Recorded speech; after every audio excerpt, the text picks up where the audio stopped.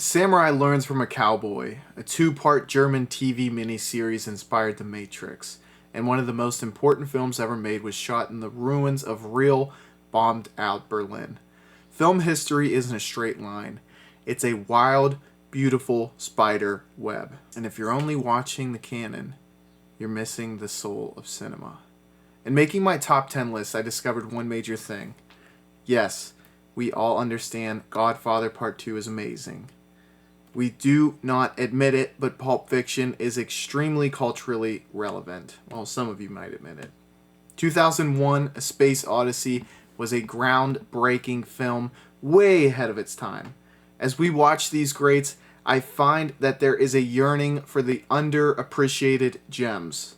What I find is that there are films around the globe that are as impactful and important to their nation and the world at large that are not mentioned. As film fans, and dare I say, students of the art form, it is important to maintain a steady dose of these films. They broaden our understanding of what cinema is capable of. They inform our understanding of our favorite directors.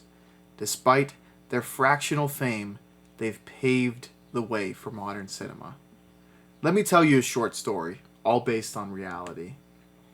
There was a Japanese child who loved Westerns, American Westerns. He was most influenced by John Ford, who is considered by many to be the most influential figure for Westerns due to his extensive filmography. This Japanese child would grow up to become a famous filmmaker himself. He would write and direct all 30 of his motion pictures, as well as co-write for many other directors in his home nation. One of his movies would infamously inspire, to the point of legal trademark infringement, a movie from a famous Western trilogy. This trilogy was a spaghetti Western trilogy. The movies in question are A Fistful of Dollars and Yojimbo. The directors in question are Akira Kurosawa and Sergei Leone.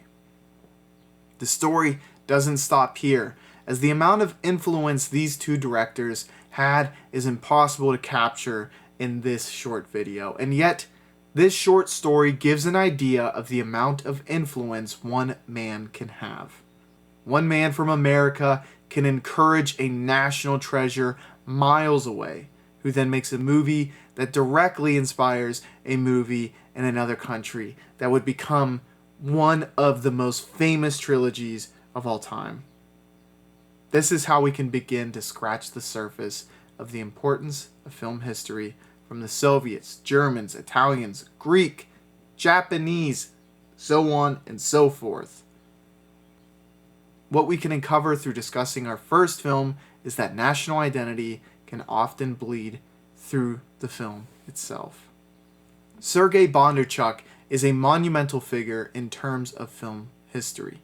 His magnum opus, War and Peace, is one of the few examples where a great work of literature is adapted to the screen and may well surpass its source material. War and Peace is a discussion for another time. However, Waterloo is a movie I would like to not only recommend, but implore you to discover. It is a war film, a genre that may call out to you strongly or repulse you. What is even clearer from this film is the Soviet importance of promoting itself and the use of this explosive medium to do so. It was clear with War and Peace that they would spare no expense to showcase their nation's abilities in the arts, and Waterloo feels like a victory lap. What is strange about the movie is that Waterloo both feels like a natural follow-up to War and Peace, while also being out of place. The Russians played a big role in the life story of Napoleon, but for this movie, that part of the story is assumed before the camera ever starts rolling. So why was a film like this made with all of its immense resources? Waterloo, like War and Peace, allowed the country to once again point to its film to show cultural supremacy during the Cold War. Bondarchuk had firmly established himself with his Oscar from War and Peace, which gave him the clout to pursue scripts in which he was interested. Beyond this, Napoleon served a tremendous fill-in for the doomed imperialist. While it may not seem so immediate, Napoleon's failure was supposed to foreshadow a Western fate that would soon follow. If the story behind the story sounds deeply intriguing, let me be clear. Watch the film. Its scale is magnificent. The battle is clear and concise, and it is worthwhile for its battle sequences, if nothing else. I know I've done this movie a disservice by mentioning War and Peace as much as I have previously, but what I'm about to say is of utmost importance. Waterloo deserves to be spoken about in the same breath as War and Peace. One such movie that may not be familiar to you is Goyokin, 1969. This amazing samurai film by Hideo Gosha is often overshadowed by Kurosawa's legacy, Kobayashi's masterpieces, and even Gosha's own Hitakuri and The Wolves. At its heart, Goyokin is a redemptive narrative about a samurai, Mogabai, played by Tatsuya Nakade, who returns to stop a massacre orchestrated by his former clan. This film deserves more attention, not only because of its beauty, but also for being pivotal in terms of color becoming more prevalent in samurai films. Goyokin is a large step for samurai films to feel visually like spaghetti westerns of the time period. Like other samurai classics such as Harikari and Sword of Doom, Goyokin also deconstructs the samurai code. Goyokin is important because it speaks to the period of the late 60s in Japan, which is marked by disillusionment. I find it strange that this got lost in the shuffle purely because it is so beautiful. The timing certainly made it relevant to the people of the time, but samurai films were waning, and while this film institutes more contemporary shots, Goyokin remains a film that has been underappreciated by audiences. Germany Year Zero is another film that amazingly speaks to the national identity of Italy. The bombing of Italy's studios, especially Cinecittà, by Allied forces from 1943 to 1944 led to directors like Rossellini, De Sica, and Visconti using real areas to shoot. The infrastructure of Italian film was in shambles, and Rossellini used this to make magic. The decision to travel to Berlin to shoot Germany Year Zero was doubly effective, as it had the real damage the city had sustained, but captured the essence of fascism's consequences. Roberto Rossellini helped inspire the French New Wave, Béla Tarr, Haneke, and even Fassbinder. This movie is described as slow cinema, but a 72-minute runtime, it maximizes every minute. Be not mistaken, this movie is not only included for its influence of being integral to Italian neorealism, being the first address to Germany without propaganda or sentiment, but also it represents a nihilistic take on war and the destruction it caused. There's maybe no better way to follow up Germany Year Zero than with a film from a director inspired by Rossellini, that being Rainer Werner Fassbinder. The film is World on a Wire, which I find to be a mind-altering sci-fi extravaganza. What originally premiered as a two-part German TV miniseries has now become a piece of media that has inspired The Matrix, Blade Runner, and Inception. In short, World on a Wire is the first to truly explore the premise of, if you could create a simulated world indistinguishable from our own, how would you ever know if your world wasn't simulated too? Via film. What is also amazing and worth mentioning is that the movie's cool aesthetic brings you into the mind space of a future dystopia. World on a Wire sets the bar as to how stylized you can make the future look, which in turn shows further footprints on how gorgeous cyberpunk films like The Matrix and Blade Runner look. Even on my first exposure to Fassbinder, I could see the appeal. He invites you into a world that does not have easy answers and provokes thought. World on a Wire seamlessly mixes themes of distrust and obscured power structures, making it a film that fits thematically well into the other films on this list. Now, let us discuss Béla Tarr. One might think his inclusion would be for his towering film, Satan Tango. While I do believe Satan Tango to be a cinematic masterpiece, I want to talk about another film of his that is also argued to be his magnum opus. In only 39 shots in 145 minutes, Béla Tarr can address and create an allegory for Eastern Europe's post-communist confusion. Here's the historical context. Hungary, the country Béla Tarr lived, was a communist country from 1949 to 1989. Hungary was one of the first Eastern Bloc countries to successfully transition out of communism. Many of you, probably like me, saw this to be a bastion of hope for the country into a system that would not only reinvigorate their country, but also evolve it into something better. What is important to keep in mind is that a transition like this is difficult and was being done with many citizens who had little real conception of capitalism and democracy. The people of Hungary were ultimately left with false promises, corruption, and inequality as the country attempted to transition in the wake of its move from communism. Ultimately, the people who were expecting a solution were left with more of the same.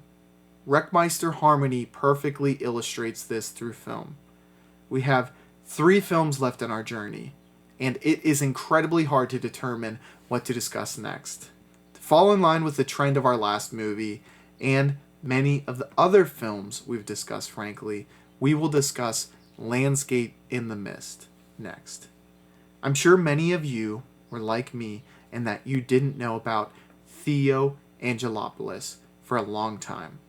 Some of you may just be hearing about him for the first time now. Some facts about him that feel pertinent to the film we will be discussing are that as a child, he lived through the Metaxas dictatorship, the Nazi occupation of Greece from 1941 through 1944, and most significantly the Greek Civil War from 1946 through 1949. Why this is so significant to Landscape of the Mist was Angelopoulos' response to both personal and national exile. During the Nazi occupation, Theo's father was presumed dead as he was arrested and held captive for months. As a child, Angelopoulos would wait by the train station daily to witness his father's return, which paralleled almost directly in the film through the children in Landscape in the Mist. It was when Theo went to France to study film that his life truly began. His life in Greece was filled with closed borders, internal exile, and ideological suspicion. The story of Landscape in the Mist is that of yearning, something that he had experienced and something he perfectly captures on film. The next film I'm going to cover is one by Edward Yang, a director you will want to become more familiar with if you aren't already. The specific movie is Terrorizers, which may be surprising considering he has 2 very prevalent movies in his filmography, A Brighter Summer's Day and Yi Yi. One of the main reasons I suggest Terrorizers instead of those other 2 films is that it was how I was introduced to Edward Yang. I think there is so much to love about Yi Yi and A Brighter Summer's Day, but they are larger and more momentous films that deserve a proper introduction. That is where Terrorizers comes in. Terrorizers serves as a great way to familiarize yourself with the style and themes that are prevalent in Edward Yang's works. Taipei is front and center in this film, but due to the camera work and storytelling, it all feels so lonely. The story is also tricky to navigate in that we're not sure what is fact or fiction, thus blurring the lines of reality. So much of the story, whether it's characters or the camera work, is detached, which is important because it mirrors thoughts Edward Yang has about Taipei. The geopolitics of the region and the youth of the city combine into this beautiful and unique rebellion. The mindset I've described is beautifully illustrated through one of our main characters, who sets a lot of the movie's plot lines in motion. The bottom line is that this film captures what can only accurately be described as a spiritual crisis in 80s Taiwan, and it's captured beautifully.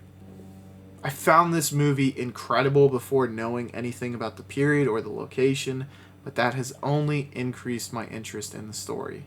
Edward Yang is very likely the most important name of the Taiwanese new wave of cinema.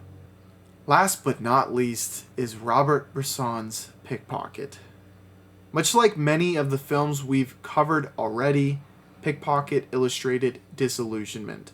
The spiritual drift that Pickpocket exudes is in large part to the Nazi occupation of France during World War II.